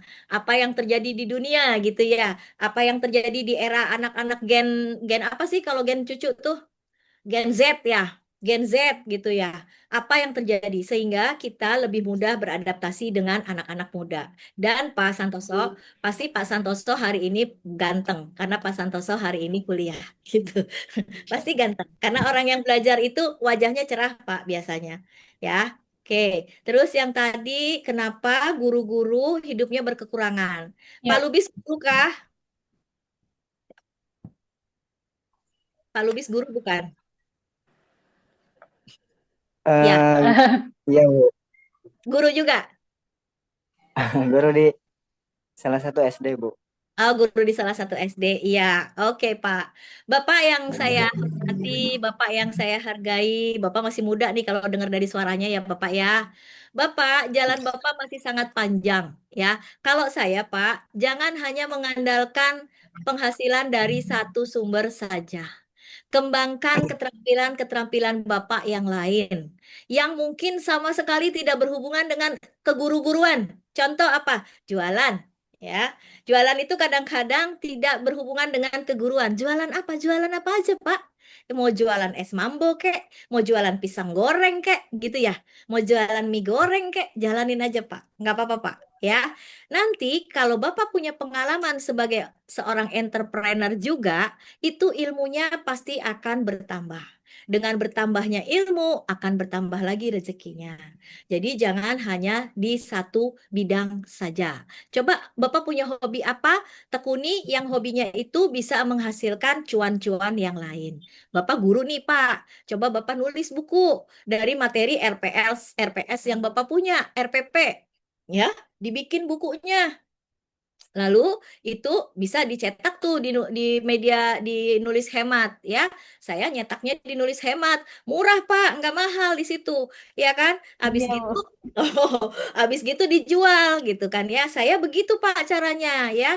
Nah itu dinulis hemat itu kadang-kadang suka ada promo. Nanti Bapak ngerayu aja sama Mbak Nora, sama Mbak Sana ya. Bu, saya kan guru, nggak bisa kalau bayarnya segitu, pasti dikasih deh Pak diskonnya ya. Itu rayuan gombalnya saya sama teman-teman di nulis media ya, suka minta diskon. Ya iya, karena dosen juga sama Pak Lubis. Dosen kalau cuma kita dari penghasilan kita sebagai dosen, kita nggak bakalan bisa beli berlian Pak Lubis, nggak bisa gitu ya. Tapi paling tidak kita bisa menjadikan siswa-siswa kita berlian gitu ya. Gitu ya Pak Lubis ya. Jadi jangan kecil hati Pak ya. Eh, Jangan kecil hati, Pak. Ayo, Pak, kembangkan. Bapak iya, punya Bu. punya keterampilan apa? Bapak senang apa? Mohon maaf, kalau Bapak misalnya senang eh, memperbaiki elektronik misalnya, ya udah buka aja, terima ya. Terima perbaikan kipas angin kek, terima perbaikan apa kek. Apa aja yang bisa jadi cuan selama itu halal sah, Pak. Oke? Ya. Oke. Ya, Ya. iya nih Bu, apa? Mm-mm. eh maksudnya kan tadi dari materinya ada pembahasan kayak eh, ilmu itu sebagai pembuka pintu rezeki tadi ya. Betul. Tapi kok banyak guru-guru yang ilmunya banyak tapi hidupnya masih berkekurangan gitu, Bu. Bapak pernah nanya nggak, itu guru berkekurangan atau emang dia senang hidup kayak gitu? Ada loh Pak, orang yang memang nggak mau cari harta banyak, ada Pak. Yang dia udah puas aja dengan segitu, terima aja gitu. Ada Pak yang begitu. Oh Ada, iya. ada. Saya punya dosen profesor Pak, profesor doktor itu Ahmad Tafsir. Beliau sekarang sudah meninggal. Al-Fatihah buat beliau. Bapak tahukah rumahnya? Rumahnya sangat sederhana, perabotnya cuma sofa doang dan nggak ada yang lain-lain. Kalau ditanya, saya tanya sama Prof itu dengan kaliber Prof sebagai seorang profesor, sebagai seorang dokter, kok sederhana amat sih Prof rumah gini, saya bilang gitu. Emang Prof nggak kepengen apa-apa? Apa jawaban dia Pak Lubis? Saya bahagia Bu dengan cara ini. Itu kata dia. Mungkin dia punya insight lain Pak. Bukan harta yang ingin dia cari gitu ya, bukan kekayaan yang ingin dia cari, tapi dia bahagia ketika dia membagikan ilmunya. Kalau udah gitu kan nggak bisa kita paksa ya gitu ya. Itu kan harus datang dari diri Pak Lubis sendiri nih. Kalau Pak Lubis sendiri mau jadi guru, mau jadi guru yang tajir atau jadi guru yang sederhana, itu pilihan, Pak, ya, pilihan. Tapi ilmu itu sebenarnya bisa menjadikan membuka rezeki, ya. Cuman kadang-kadang orang suka takut untuk keluar dari zona nyaman. Gitu Pak Lubis. Ya. Baik, terima kasih Bu Ami dan Pak Lubis. Mungkin satu pertanyaan lagi ya Bu, karena keterbatasan waktu kita Ya, juga. oke. Saya rangkum aja pertanyaannya dari Bu Alia dan Bu Salman. Ibu, apakah IPK benar-benar mencerminkan kemampuan seseorang di dunia kerja? Dan bagaimana caranya agar ilmu dan amal itu bisa berjalan secara beriringan dan seimbang juga istiqomah? Ini pertanyaan dari Bu Alia dan Ibu Salman. Ya, Mungkin ini Ibu Salman atau Bapak? ibu-ibu. Saya Bapak kayaknya Salman ya. Baik, Bu, Ya, persilakan. ini benar ya. IPK maksudnya ya ini, benar Iya, ya? IPK benar-benar IPK benar. mencerminkan kemampuan IPK. Ya, seseorang di dunia kerja. ya. Gini Mbak, eh di Indonesia di beberapa kampus negeri indeks prestasi kumulatif memang menjadi cermin dia punya ilmu Mbak. Tapi apakah dia bisa bekerja? Kerja itu dua hal yang berbeda dengan yang berilmu. Kalau ilmu dia mesti punya ilmunya, iya. Jadi kalau misalnya Mbak Alia misalnya kuliahnya di pendidikan agama Islam, targetnya adalah menguasai materi pendidikan agama Islam, harus itu, harus dikuasai. Tapi apakah Mbak Alia bisa kerja? Tergantung. Itu adanya di soft skill. Soft skill itu apa? Apakah Mbak Alia orang yang tangguh ketika misalnya bekerja dikoreksi sama atasannya ngambek nggak? Kalau ngambek pasti nggak akan bisa. Ya, kalau gampang ngambek, gampang mutung, gampang atau keras kepala, itu nggak bisa di dunia kerja. Yang kedua, Mbak bisa nggak bekerja sama dengan orang-orang baru di sekelilingnya? Ya, bisa nggak membuat teamwork yang bagus? Mau saling tolong-menolong, saling menghargai. Kemudian attitude-nya bagus nggak? Kalau nggak masuk, ngasih kabar. Jangan nggak masuk ke bosnya, ngasih kabarnya gini, saya nggak masuk ya. Nah, nggak begitu caranya. Ya, jadi di tempat kerja itu penuh dengan tata krama dan sopan santun. Ya, kepada atasan kita harus gimana, kepada teman sekerja gimana, kepada yang di bawah kita gimana, pada yang setara gimana. Jadi Mbak Aya, kalau IPK itu mencerminkan kemampuan seseorang di dunia kerja dari sisi ilmu atau akademik bisa iya. Tapi apakah dia bisa bertahan di dunia kerja? Butuh soft skill. Ya, nggak boleh berontak, tapi jangan jadi membebek. Nah, itu kan nggak gampang tuh. Ya nggak boleh berontak sama atasan, tapi jangan ngebebek juga sama atasan. Yes man, nggak bagus juga. Itu artinya Mbak Alia harus punya modal bagaimana mampu beradaptasi dengan lingkungan kerja. Gitu. Ya, Mbak Alia gitu ya. Jadi kalau soal ilmu iya, soalnya kalau IPK tidak mencerminkan kemampuan seseorang di dunia kerja bahaya, Mbak. Contoh kedokteran, IPK-nya 4, tapi dia nggak ngerti tentang obat. Wah, bisa mati itu pasiennya. Iya nggak? Kalau dia nggak nguasain ilmunya ya dia nggak bisa bekerja gitu. Dia harus bisa bekerja. Seorang guru, dia nggak menguasai materinya, ya dia nggak bisa jadi guru gitu. Ya, gitu ya Mbak ya. Nah, terus pertanyaan yang Mas Salman, Iya, betul itu. ya ilmu dan Ya, amal. mohon maaf Bu dosen. Man Eh, aroda dunya fa'alahi bil ilm wa man aroda fil akhirah fa'alahi bil ilm. Man waduh. aroda huma fa'alahi bil ilm. Nah, itu dalilnya Bu. Nah, Nambahi. itu. Nah, Bapak, Mbok yo bikin tulisan yang ngomongin tentang itu dalam kehidupan sehari-hari. Itu bisa dicetak, dinulis hemat. Iya. Gimana caranya menerapkan ilmu dalam keseharian? Ngono loh. Bisa itu, ya. Ayo, Pak, tulis, Pak, ya. Cepat Toto ya. Hmm. Siap, Nah, siap. ilmu dan amal beriringan, seimbang istiqomah. Mas Salman, ilmu dan amal berjalan seiringan, seimbang. Itu ringan banget loh, Mas, itu. Coba aja setiap kali ada sampah, buang, setiap kali ada sampah, buang setiap hari. Itu beriringan, seimbang, istiqomah. Itu dari hal yang sederhana aja, Mas. Jadi Mas senangnya apa? Mas misalnya punya ilmu, terus yang senangnya apa dari ilmu tuh nggak mesti ansih ilmu yang kita pelajari di kampus loh ya. Nggak. Ada nggak ilmu beberes rumah? Ada nggak? Ada nggak? Ada nggak diajarin nggak di kampus? Nggak ada tuh kata Arya geleng-geleng. Kamu belajar nyapu dari mana? Dari emak ya di rumah ya. Mbak Farida, belajar masak dari mana? Ada di kampus diajarin? Nggak ada. Buang sampah? Siapa yang ngajarin? Saya, Bu dosen, ngajarin kamu buang sampah, Nur. Ina, enggak kan? Itu tapi kita belajar dari orang tua kita yang kemudian kita bawa ke kampus. Lalu kita bawa kemana-mana. Di rumah sama mama disuruh beres-beres. Jadi di mana-mana kamu kerjanya beres-beres. Itu ilmu amal jalan seimbang istiqomah. Contoh, makan di restoran Kentucky. Selesai makan, buang di tempatnya. Itu istiqomah, ilmu dan amal. Jadi, Mas Salman, ilmu dan amal jangan dipikir tinggi-tinggi. Maksud saya, jangan yang susah-susah. Jangan yang rumit-rumit. Kan saya tuh, Pak Toto tahu tuh, hadisnya apa ibroh, apa cerita, Pak. Seseorang yang jalan di jalanan, dia ngelihat duri, terus dipinggirin durinya, biar orang lain nggak kena duri. Nah, itu. Itu tuh hal yang sepele, cuma mindahin duri doang, Mas. Saya sering nemuin apa, Ina? Di masjid tuh ada peniti atau ada ini nih, jarum pentul jatuh tuh, ya nggak? Di tempat deket sajadah ya. Itu saya pungut, saya buang ke tempat sampah, takut kena kaki yang lagi mau sholat. Kayak Anfahum gitu. linnas. Nah, itu Pak. Heeh. Ya, oke. Nah, ini terakhir nih kayaknya nih satu lagi nih Bu. Bisa sabar, gimana caranya bisa sabar Pak Santoso yang lagi kuliah ya? Pak, sabar itu kuncinya satu. Bapak tahu tujuan Bapak kuliah mau apa. Itu yang paling penting. Kalau Bapak tahu Bapak kuliah tujuannya mau apa, ini inner ya Pak, insight ya. Jadi Bapak harus menemukannya sendiri di dalam hati Bapak. Jadi kalau teman-teman nih semua juga nih ya, Nur, Farida, Ina, Alia, punya cita-cita, endapkan itu cita-cita di dalam diri kamu, jadikan itu tekad dan semangat kamu untuk kuliah. Itu pasti lulus dengan baik dan kamu akan mendapatkan ilmu yang baik dengan sebuah apa ya, kebanggaan, proud ya. Tapi bukan untuk sombong kebanggaannya. Artinya kamu bisa melewati hal-hal yang sulit ya. Jadi sabar itu bukan masalah tidak mau buru-buru, bukan. Sabar itu adalah ketika menemukan kesulitan, jeda sebentar, cari solusinya.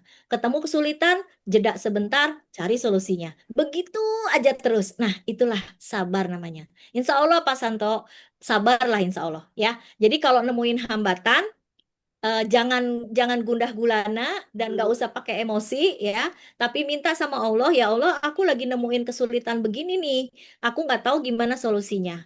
Tolong tuntun aku biar aku bisa nyelesain masalah ini dan aku diberi kesabaran untuk menerima masalah ini, gitu. Tinggal minta aja sama Allah. Oh ya, satu Pak Santo, buat teman-teman semua, bagi yang sedih lagi kuliah sekarang, yang mau kuliah sekarang, pertama niatkan karena Allah.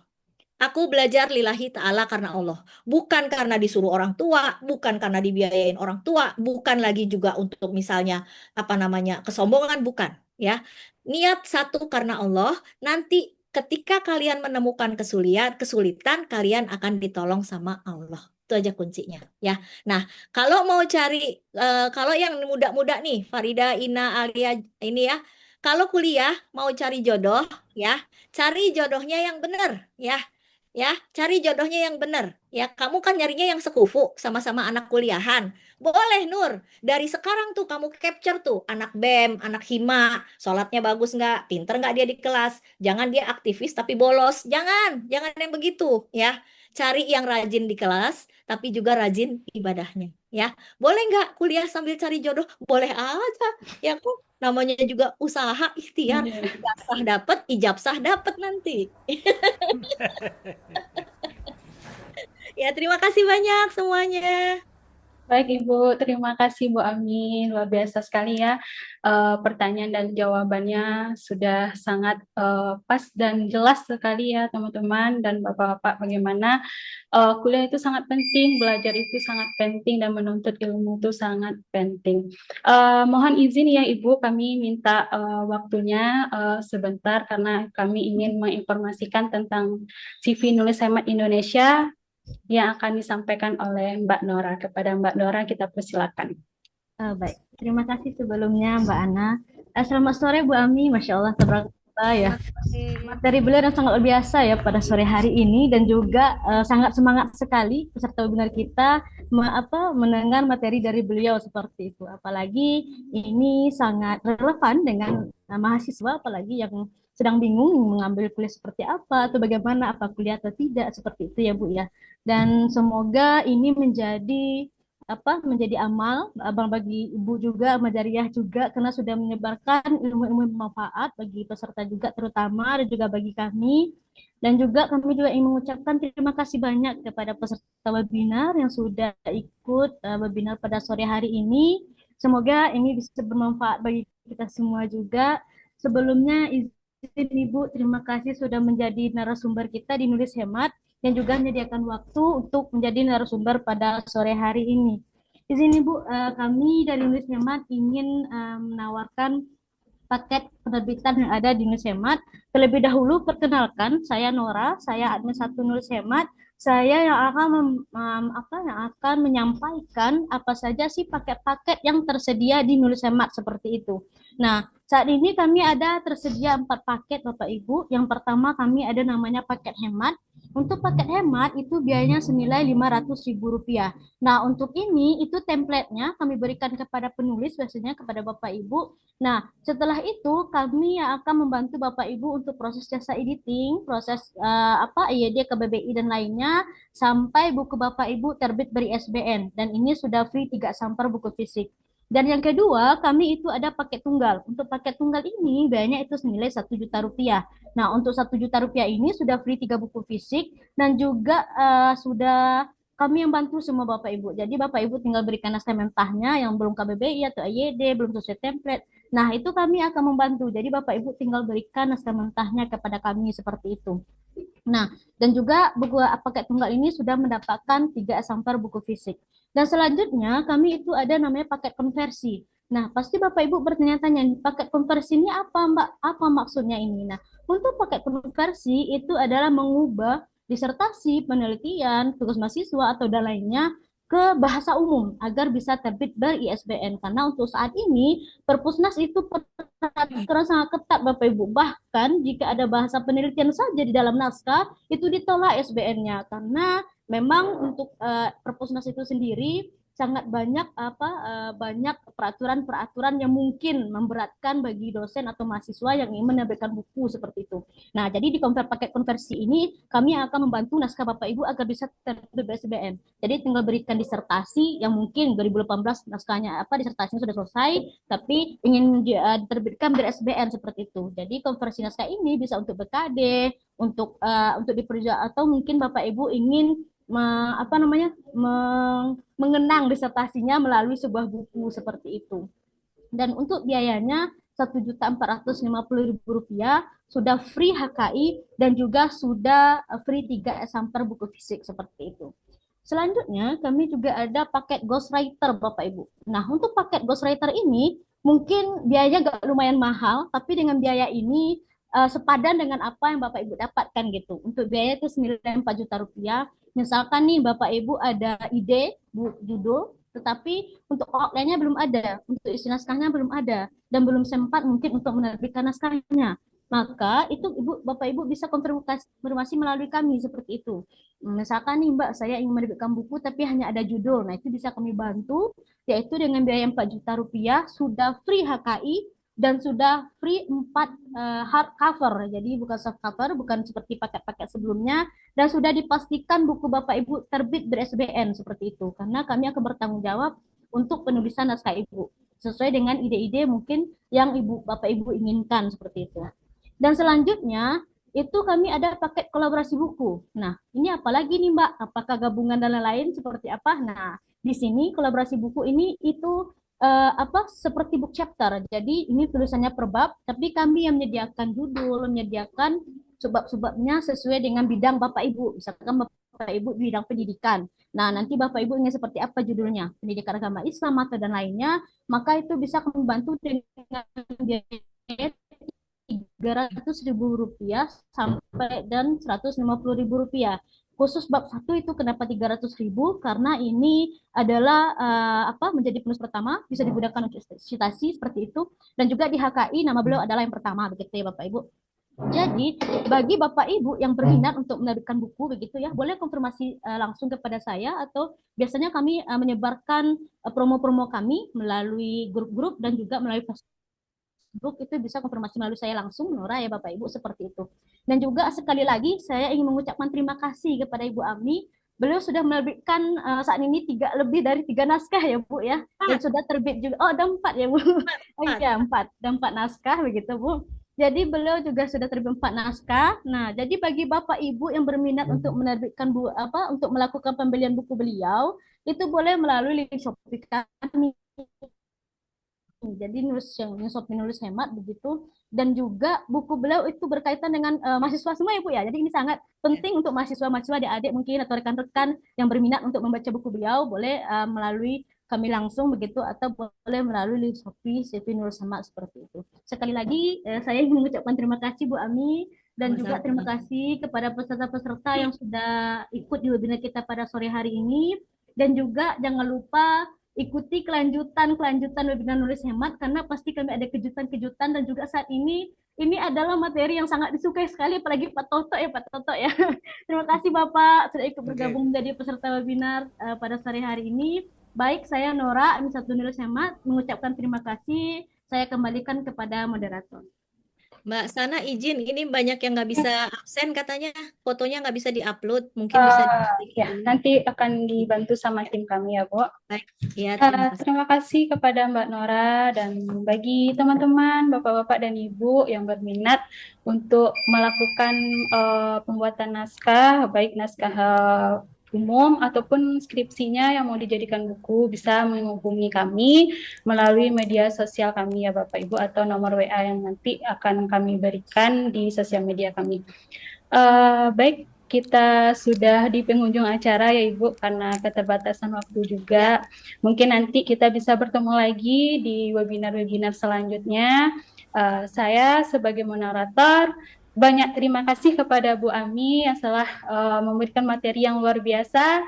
Semoga apa yang disampaikan oleh Dr. Ami bermanfaat buat kita semua, menjadi ladang pahala juga buat Ibu Ami, dan semoga kita bisa juga mengamalkan materi-materi tadi agar kita semangat untuk belajar dan terus menimbang ilmu ya Bu sampai tua nantinya.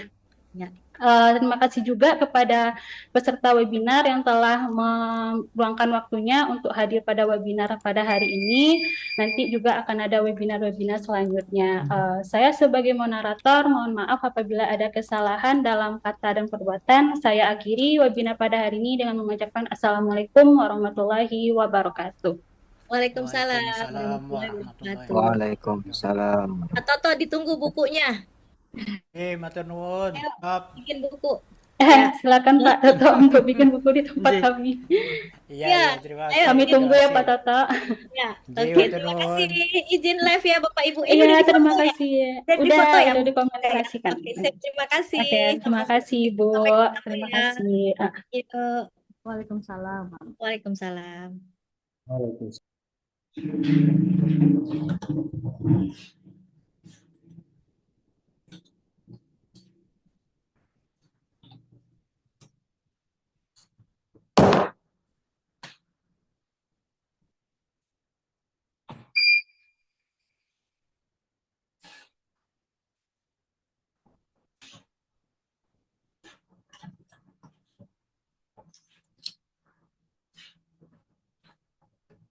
Kak Sena kalau udah absen nggak apa-apa langsung keluar Kak.